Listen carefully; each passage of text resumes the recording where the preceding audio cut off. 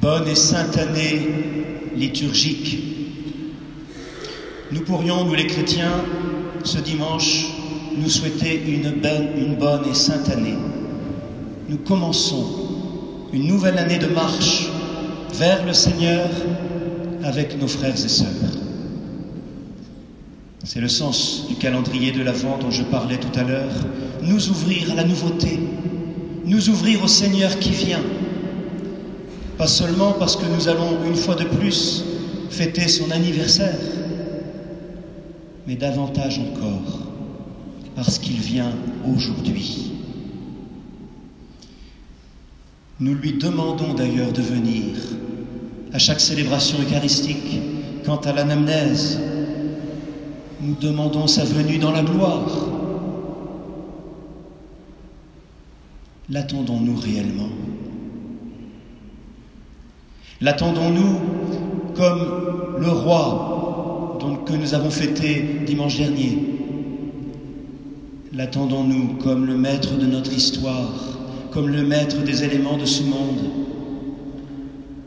L'attendons-nous au plus intime de nous-mêmes, comme celui qui peut unifier notre vie, qui peut la pacifier, qui peut davantage encore la tourner vers les autres, dans l'amour qu'il est venu nous apporter de la part de son Père.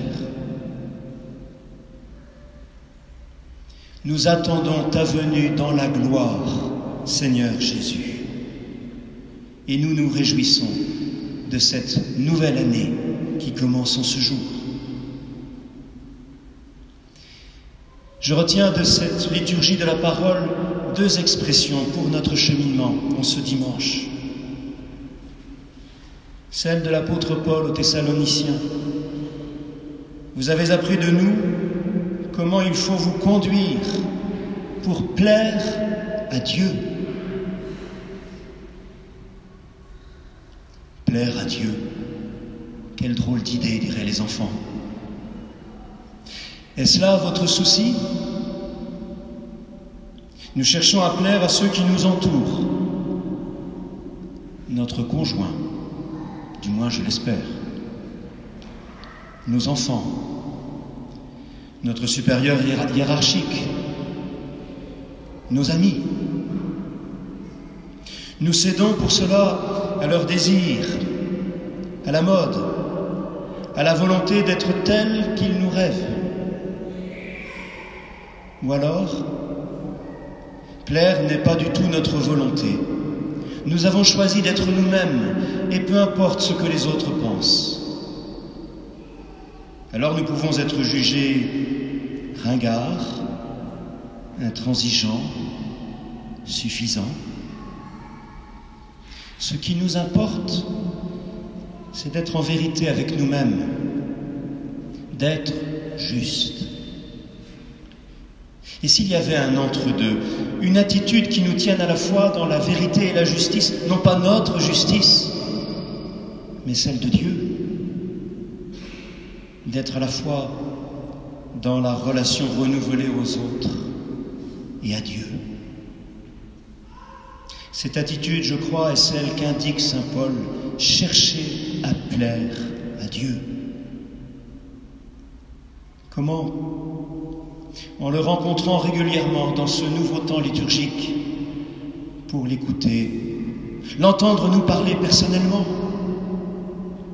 pour nous mettre sous sa parole recréatrice, sous sa parole miséricordieuse, sous sa parole d'amour et d'alliance.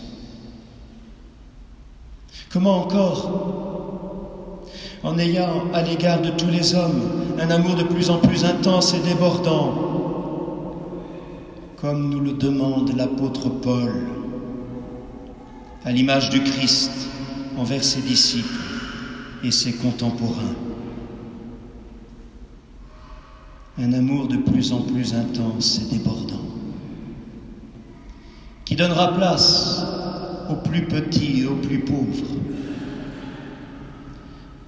Je sais, si vous l'avez su, on m'a rapporté cette semaine le décès de Judith, qui était chaque dimanche à la porte de notre cathédrale en mendiant avec son chien.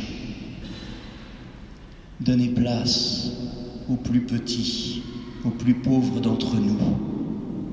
Voilà comment nous voulons plaire à Dieu. Et nous lui demandons de nous aider à cela. La deuxième expression est dans l'Évangile. Tenez-vous sur vos gardes, de peur que vos cœurs ne s'alourdissent dans la débauche, l'ivrognerie et les soucis de la vie. Le Christ nous alerte aujourd'hui. Je ne suis pas sûr que vous soyez soumis à la débauche. Je ne suis pas sûr que l'ivrognerie vous guette.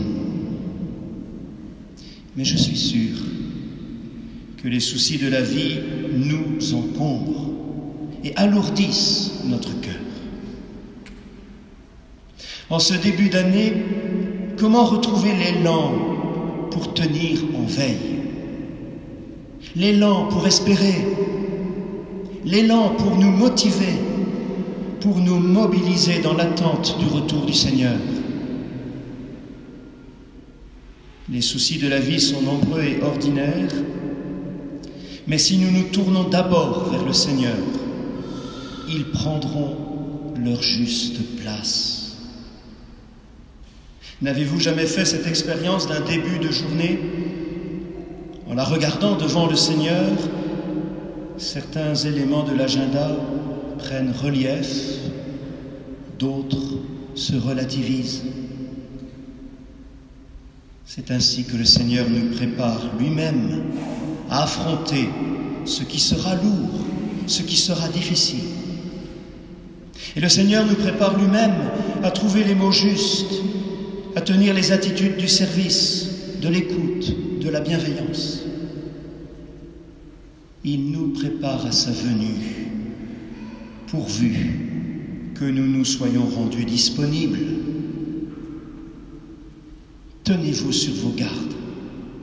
Pour cela, commençons par nous tenir dans la prière.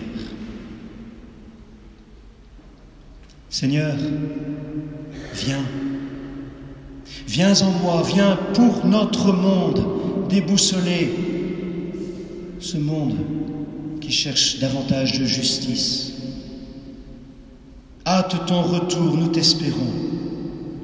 Et prépare-nous toi-même, dispose-nous selon ta volonté pour t'accueillir et préparer ce monde à te recevoir.